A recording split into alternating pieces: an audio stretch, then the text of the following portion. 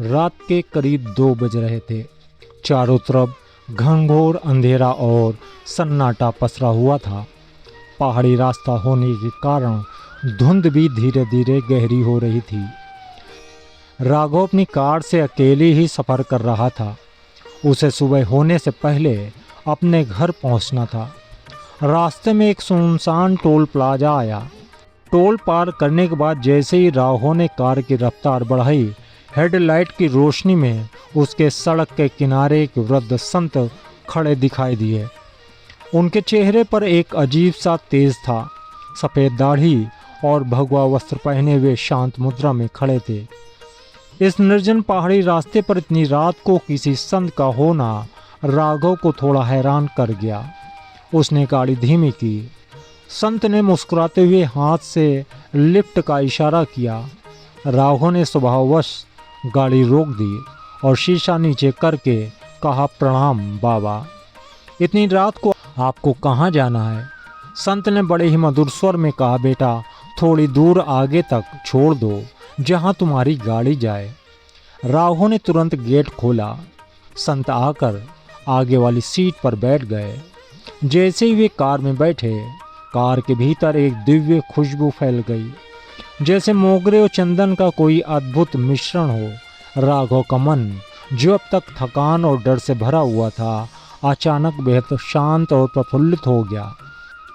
Car toll plaza से मुश्किल से 2 किलोमीटर आगे बढ़ी होगी कि अचानक उसका इंजन गड़गड़ाया और गाड़ी बंद हो गई। राघव ने 3 बार चाबी घुमाई, लेकिन कार स्टार्ट नहीं हुई। उसने बोनट खोलकर देखा, पर उसे कुछ समझ न आया। यह एक बेहद सुनसान इलाका था। दूर दूर तक ना तो कोई इंसान, ना कोई दुकान और ना ही कोई मैकेनिक।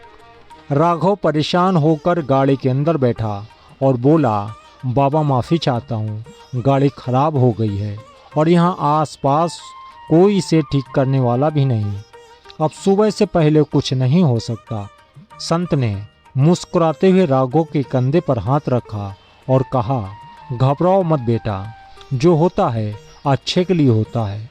कभी कभी रुक जाना आगे बढ़ने से ज़्यादा सुरक्षित होता है। आराम करो। संत की बातों में ऐसा जादू था कि राघव की सारी चिंता गायब हो गई और गाड़ी की सीट पर पीछे सिर टिकाते हुए उसकी आंख भी लग गई। सुबह जब सूरज की पहली किरण राघव के चेहरे पर पड़ी तो उसकी नींद खुली। उसने हड़बड़ाकर अपनी दाईं तरफ देखा। सीट खाली थी। बाबा वहाँ नहीं थे। गाड़ी का दरवाज़ा भी अंदर से लॉक था।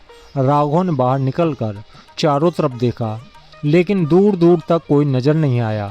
वह हैरान था कि बाबा बिना दरवाज़ा खोले कहाँ चले गए। तभी उसने दोबारा चाबी घुमाई तो कार एक ही बार में स्टार्ट हो गई। राघव असमंजस में था, लेकिन आगे बढ़ने का फैसला किया। कार जब आगे लगभग 5 किलोमीटर की दूरी पर पहुंची तो राघव के रोंगटे खड़े हो गए। उसने कसकर ब्रेक मार दिया। सामने का नज़ारा देखकर उसका दिल दहल गया। रात में एक बहुत ही बड़ा लैंडस्लाइड भूस्खलन हुआ था, जिससे पहाड़ का एक विशाल हिस्सा टूटकर पूरी सड़क पर गिर चुका। विशाल चट्टानें और मलबा पूरी सड़क को रोके खड़े थे।